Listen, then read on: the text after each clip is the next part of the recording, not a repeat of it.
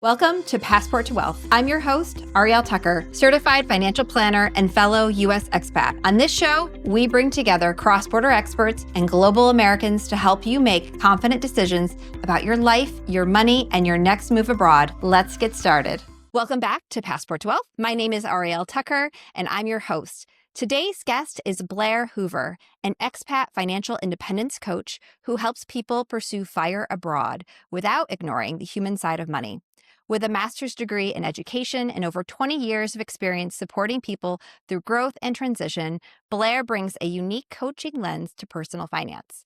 She helps expats align their money, mindset, and values so financial independence actually supports the life that you want to live overseas. Please join me in welcoming Blair Hoover, educator, financial coach, and advocate for a more human-centered approach to FIRE abroad. Blair, it's so good to have you today. Thank you. I'm so happy to be here, Arielle. I really enjoy listening to your podcast. It's so inspiring and it's fun to be part of it. Awesome.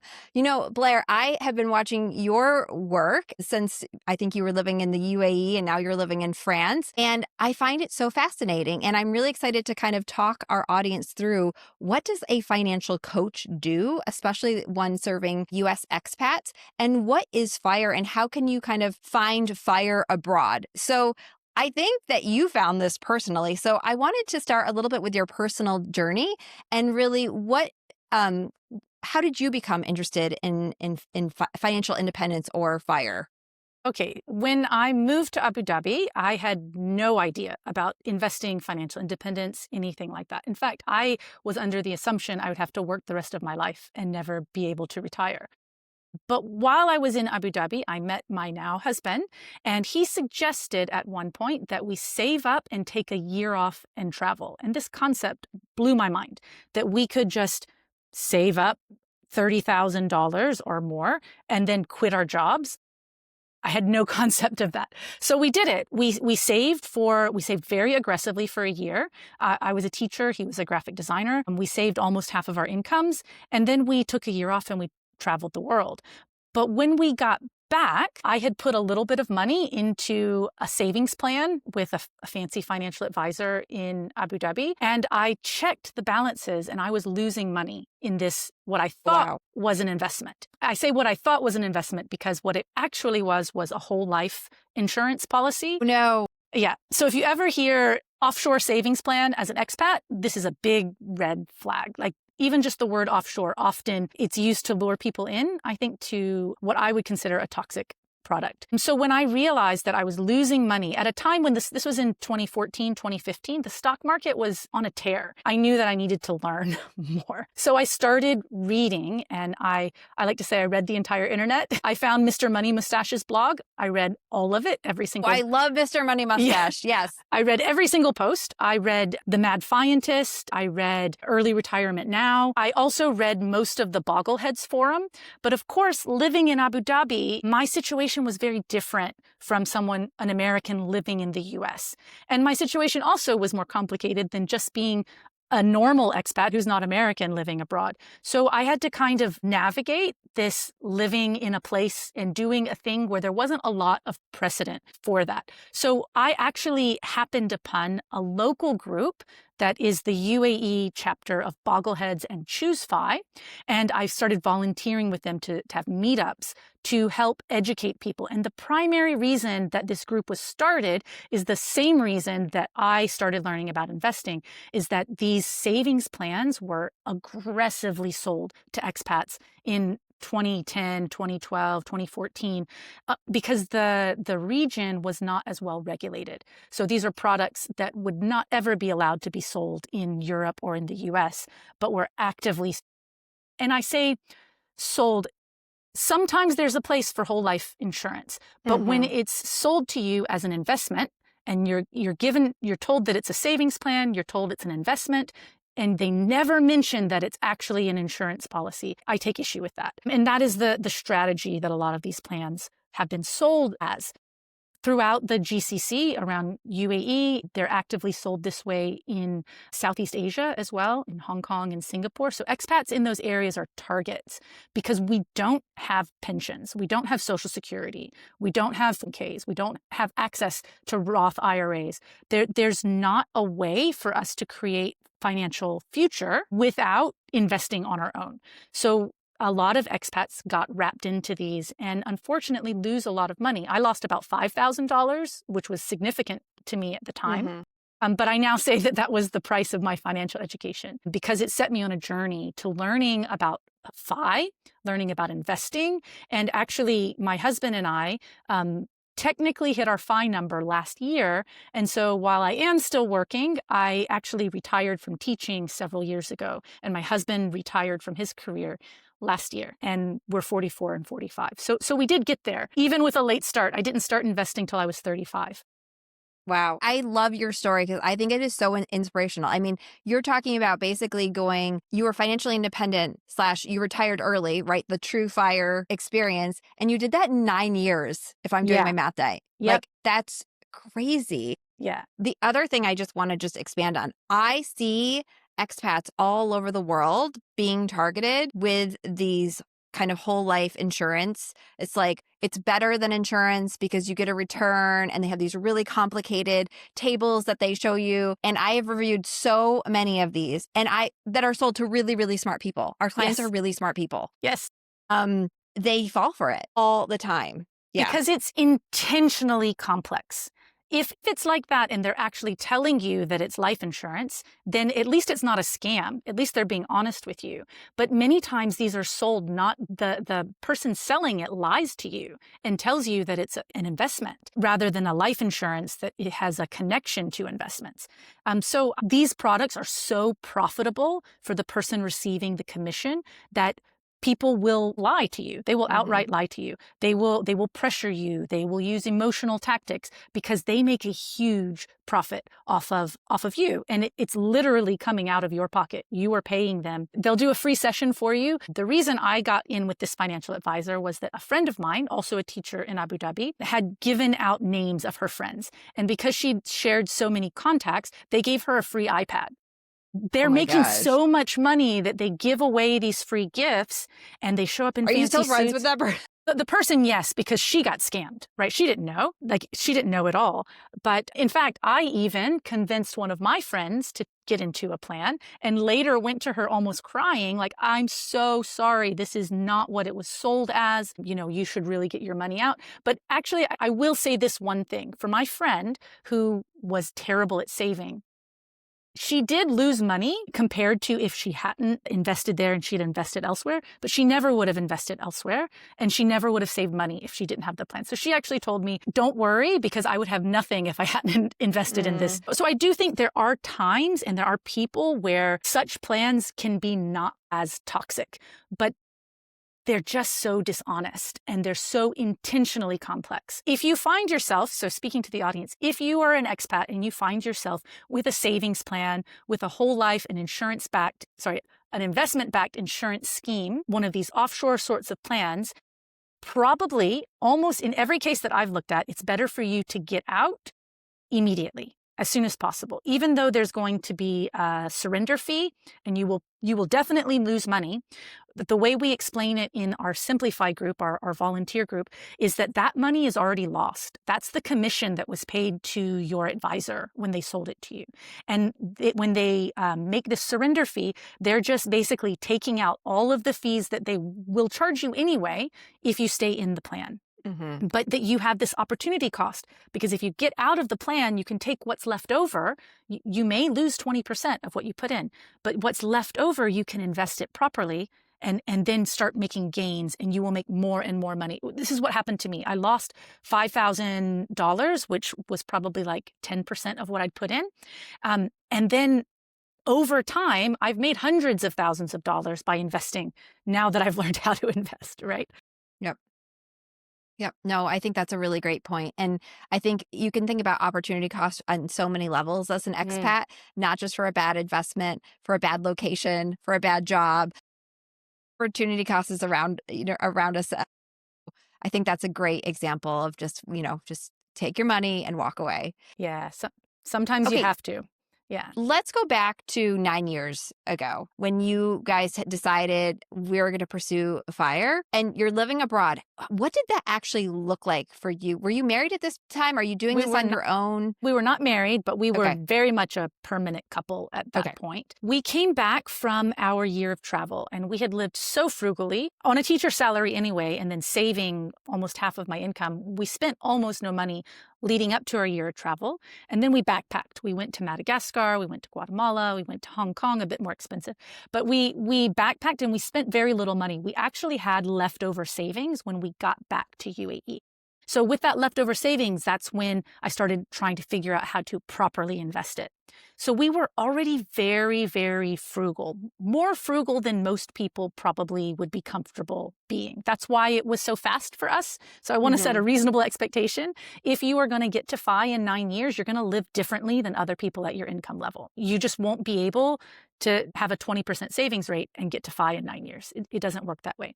We saved about 65% of our income on average. So effectively, we lived on one salary and we invested the other salary between the two of us. And that's how we got there so fast. So we had a little bit of a lump sum coming in from our leftover savings. And then we very aggressively saved and we invested like Bogleheads style, just a single ETF for stocks, world tracking, not US focused, tracking the whole world, and a low cost bond fund, high quality government bonds, right? Very simple strategy. I started out with a more conservative asset allocation, but quickly as I understood more, I realized that I could be more aggressive. I could safely be more aggressive because I had a very large risk capacity and I had a very high risk tolerance because of my background and because of how much I had read. I just understood what I was getting into. So after I was invested for a while, I ramped up and I started investing only in equity for a while. But my husband was more conservative and he kept a larger allocation to bonds. So being a little bit more aggressive on equities helped. It helped that we had a really good run. 2015 to 2024 was a pretty good run. We did have 2020 in there, but that was a tiny blip. And the biggest challenge for us was 2022. I thought in 2023 I would be FI, but then 2022 happened. We had this big dip, 20% drop, and it stayed down for 2 years. So we hit FI as soon as the market started taking off again. So this is one of the things, if you're going to be mostly in equity, you have to be ready to adjust your timeline based on what the market does. So our timeline was pushed back by a year, but I didn't know that at the time. Psychologically, I pushed it back by 5 years. So I was thinking, okay, we'll stay in UAE 5 more years before we move to France, because the plan was to move to France. My husband's parents live here and we have a small child. So we wanted her to be close to her grandparents. So I had mentally prepared to just stay in UAE for 5 more years. And then last summer, my husband said, well, maybe we should move to France next year. And I was like, what? And he's like, yeah, we hit our FI number. I was like, what? And I had to go look. It was like a month after we hit it that I realized. So then we put our plan in action and we got started on getting our visas sorted. And it took us about a year after we hit FI to get everything sorted so that we could move here comfortably. So my husband kept working for a year after we hit FI, which is useful because it means that our withdrawal rate, for the people who want to know the technical stuff, our planned 4% withdrawal rate, because our portfolio continued to grow, it's now almost 3% because we had a really good year in the stock market. So our retirement is very, very secure.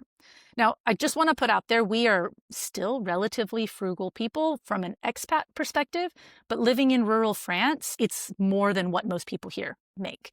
So it's a comfortable life where we live, but we're not living the Dubai life or the Paris life. Right? We're intentionally choosing a place that's more affordable because we chose to value our time over business class flights and fancy clothes. And we still do travel, but we travel economy, right? So that's how we got here.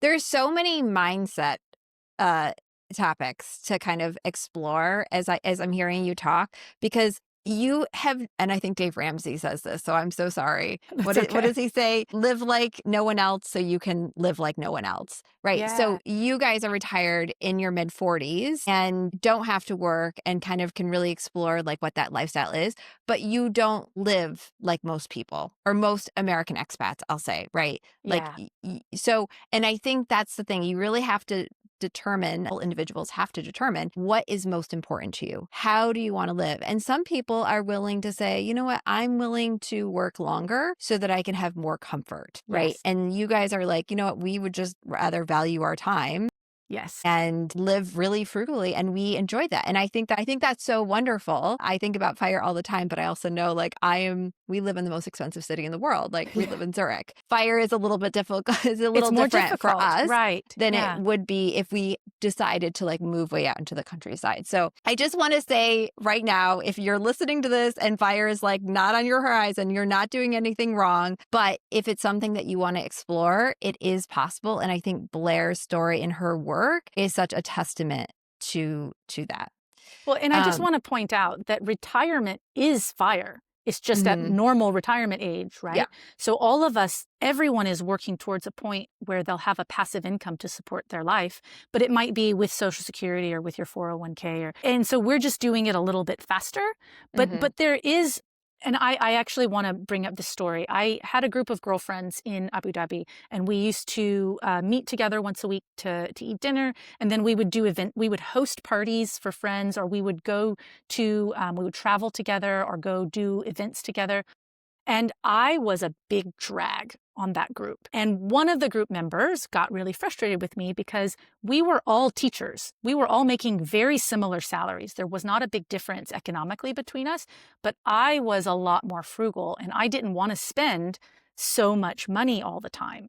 And that was a point where my husband and I, we had to talk about changing how frugal we were because our relationships also matter. And Mm. being able to have friends and do things with them means that sometimes we would have to make compromises that we would really rather not spend that money on. So one of the rules we made for ourselves to find more balance was that we will spend money on other people. We will not be miserly when it comes to our friends, and we will not say no when it's something we would normally not do. But if it's investing in that friendship, we will see it as that. So an example of this would be I would never order coffee out because, first of all, coffee in UAE is quite expensive. I would never order coffee out. I would make coffee at home, or I'd go get a karak. If you've ever been to the GCC, you know they have these little cups of tea for 1 dirham at that time. Now it's 1.5 dirhams, but like 27 cents. And you get a cup of delicious like masala chai, basically. And so I would just drink that because I loved it. And it gave me as much or more joy than going and sitting at a coffee shop and spending 25 dirhams, which is like $5, $6 on a coffee. Now, I do want to point out a coffee is not what's going to make or break your FI journey, but just to show you the mentality is what I decided is I would always say yes if a friend invited me to coffee, even if it meant I would be spending 5 times what I would like to spend, because I want to be with that friend. So I would see it as an investment in that friend, and I would see it as we're renting a living room to sit in and hang out. So that mindset shift helped me balance the standards I set for myself about what I wanted to spend, which was as little as possible because I wanted to get out of teaching and I wanted to get to having this freedom of my time as quickly as possible. But I wanted to balance that with also having a good life in the present. So that's one of the ways that we made that compromise. I'm so glad you shared that story because I think that shows like a really healthy balance and also the intention behind how you were living. And I think it's a really beautiful story to share because otherwise I think people are sitting here thinking like, okay, so I'll have no social life, which is so important when you're an expat. Like I So would say important. even more important when you're an expat because you don't have family close by. You're living on your own. Your community becomes your family. And so I want to say that's a really beautiful story. Okay. I want to jump over to, just highlighting you're a financial coach. So you are working one-on-one with expats and not just US expats. You do work with US expats, but you work with expats all over the world and you're not a financial advisor. How do you explain the difference to clients? the main thing is that I don't touch your money. And I know a lot of fee-only planners also don't, but that's one of the biggest things is I don't touch your money. I don't manage your money. And I think the biggest difference between a financial planner like you, Arielle, and myself is that I focus more on behavior and creating systems and managing daily life and expectations, which I know you do too, but I emphasize that. And then I focus on education when it comes to investing and portfolio management. I am limited a little bit in what I can say and not say. The French rules are different than the US rules, so I have more leeway as long as I'm education first. I can basically operate as I want. In UAE, there were no rules. So when I was in UAE, I think I was crossing the line into financial advisor at times, telling people what ETFs to buy, for example. But in France, I cannot do that. So I have to be more cautious about guiding people to create their own plan. Rather than me creating a plan for them, I work with them and ask them questions and use that coaching mentality to help them arrive at a plan that works for them. So one of the advantages that I have as a coach is that I don't have massive compliance costs. So I can keep my fees lower and I can operate I'm a solo entrepreneur. I don't have a team and I don't need a team because I don't have those additional compliance costs of being an advisor. So that means that I can do more one-on-one, like literally holding hands, helping people navigate platforms, helping people understand what their risk capacity or their risk tolerance really is, and challenging beliefs. One of the biggest things I work with are fear and shame. And people don't come to me because they think they have a fear problem or a shame problem. They come to me because they're stuck. But almost always that stuck, not being able to start. So people have read, Andrew Hallam is an author who wrote a book for expats for investing. They've read his book. That's how I started investing. He was one of the people I read. Or they've joined the Simplify group and they've read the guides in that group. Or they've been part of Bogleheads. Like they know basically what they should be doing, but they can't action it. And so that's where I come in. I help you with clarity to really understand if there's any missing knowledge, but that's like the tiniest part of what I do. The biggest part is I help you understand what your values are, help you understand what you actually want, and help you apply that knowledge that's generally accessible to your specific situation.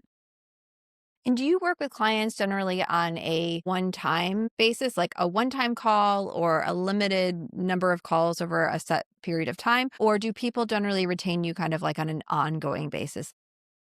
So I started this business almost 3 years ago now. And when I first started, I thought, okay, I'll do a one-off call. I'll clarify people's questions. We'll write down a plan and they'll be able to go and do it. And I just found that wasn't effective for people because for the most part, it's not the knowledge that's the problem. It's the actioning that's the problem, right? And that's a behavioral and emotional behavioral situation. So then I started doing packages where I meet over the course of several months. So clients prepay for a package and then we meet 6 sessions over 3 months. And that has worked very well for a lot of my clients. Some of my clients are very happy to move on their own at the end of that package. But this year I've just started offering a subscription because I do have clients who aren't ready yet to manage it entirely on their own. They want to have that relationship because I build rapport and relationship with my clients. They want to have that relationship of someone to guide or coach or ask questions or challenge beliefs ongoing. So I do have an ongoing offer now, but I would say maybe half of my clients take the ongoing offer and maybe half do my package and then go on their own. And then they may come back later for a one-off call at some other point. But I discourage people from one-off calls because what I find is it opens more questions than it answers for most people. In fact, I have one client that I met with this morning. Originally, she booked one-off session. And in it, I said, listen, I think your situation is too complex for us to really help you here. If you want, let's extend this into a package. And so she did. And I just have found that one-off sessions just aren't so helpful for most people. Yeah, we also offer like a one-time call for people to just try to get them oriented, but it's usually getting them oriented either into ongoing financial planning or ongoing or like a project. right? Yeah. Because I think everyone, and I know I'm sure you've heard this before in the US kind of expat space. Well, my situation is relatively simple. I'm sorry, I have to pause you. You are an American living overseas. That alone, that one statement makes your situation complex. You're married to, a non-US person, you maybe have a business on the side. These are complex issues, even if you're not talking about a lot of money. And I think like that can be really hard for people to wrap their minds around. It's like, well, I don't make that much money. It doesn't mean your situation isn't actually very complex because just of the complexity, especially for US expats. Completely. And I think this is why the demographic I serve are typically people who don't have $1 million yet. Mm-hmm. So they're not able to approach an established fiduciary firm that would manage their assets for them, because typically the minimums are $1 million in investable assets for a cross-border firm. Like even for just a firm in the US, a lot of firms have that minimum. But when it gets into cross-border, it gets very complex. And so because I am coaching, not advising, because I don't handle tax issues, because I can't know every country's tax laws, because I don't do those things, I can serve a very broad audience because I'm more limited and focused in what I do for them. I don't manage assets. I don't give specific individualized investment advice. I help you apply generalized advice to your life. And I don't address individual tax issues. But what I do, and I think this is very useful, is that I help people understand when their situation is complex enough that they need to bring in an advisor who's properly licensed, like an EA, for example. And one of these big times is whenever you move countries, if you have any money at all, if you have zero to your name, it probably doesn't matter. But if you have any money at all, you need to be talking to a competent tax professional who's familiar with cross-border planning for the country you're moving to. And I would say sometimes, even if you don't have money, it would still be useful just because the laws are so different. And often there's opportunities for tax planning before you move that will not exist after you're already located there. So I do refer to tax planners a lot because my client base are already expats. And they tend to be a group that moves more. They may have assets in multiple countries. Like you said, there may be 2 or 3 passports in their family. And so the situation is more complex. But by focusing on the human side, like you said, focusing on behavior and understandings and emotions, I am able to provide, I think, a really valuable service for people that would not be served otherwise by tax professionals or by financial advisors who have the constraints of regulation to deal with that I don't have those constraints. So I'm able to service a broader audience and fill in a gap where people were falling through the cracks. Yeah, which is why I'm so happy we've connected, because we were talking before we started hit record. There is such a gap because we have clients coming to us all the time. And again, we have really high compliance costs.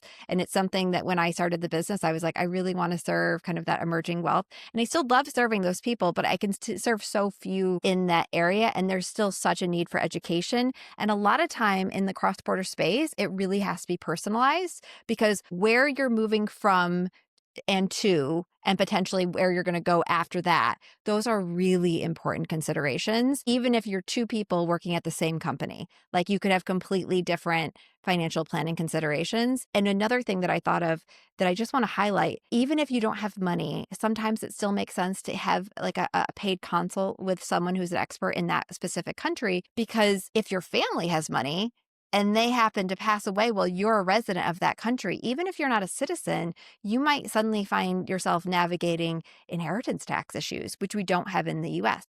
There's all these like little nuances like that where I just encourage people, investing a couple $100s in a call with an expert could save you literally thousands, if not hundreds of thousands. I've seen it time and time again, right? That pre-planning is just so important. And oftentimes people want to wait to do the planning until they have enough and they feel like, okay, now I'm ready to go. And I think, you and I know that's a bit of a mistake, but so we're here telling you if you're listening. Yeah. It's good to take the time. Look, I think that's the non-negotiable. If you're moving countries, you need competent tax advice. You just do. Like that's the time. That's the investment you have to make. That is the trade-off of living abroad, is navigating multiple tax jurisdictions. And I know we talked to a lot of tax experts, and we've got a lot of tax experts on this season of Passport to Wealth. So stay tuned. So many more good conversations. Blair, I know we're at time, but I wanted to give you an opportunity to maybe share one more piece of advice to anyone who's, maybe living abroad and really wanting to explore their FIRE journey. What would you tell them to help them get started? My favorite phrase is start now, optimize later.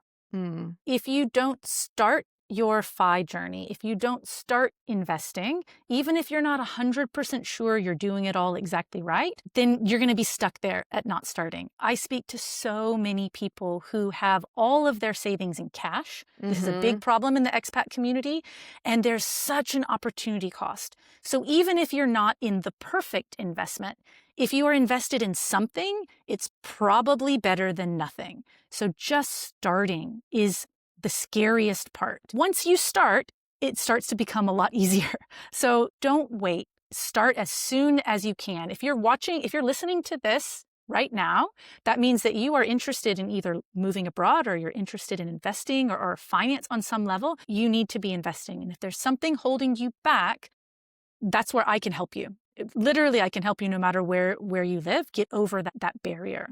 But starting sooner matters. But at the same time, it's never too late to start. I've helped clients in their late 60s to optimize, who were all in cash, to protect against longevity risk at that point. They had enough cash, but that cash probably wouldn't last through their retirement because cash loses money to inflation. So it's never too late to start, but start, like today's the best day. Start as soon as you can. Totally agree. And we've come full circle on opportunity costs today. Yes. So thank you so much for that. Thank you for your time, Blair. We'll be sure to link everything on our website. And also, you are one of our founding members on our advisory circle. So I'm really excited to kind of partner with you and help people listening to this podcast find your services, because I think they're so needed. So thank you so much. Thank you, Arielle. The content shared in this podcast is intended for informational and entertainment purposes only and should not be considered financial, tax, or legal advice. We encourage you to consult with a qualified financial advisor, tax professional, or other licensed expert before making any decisions based on the topics discussed.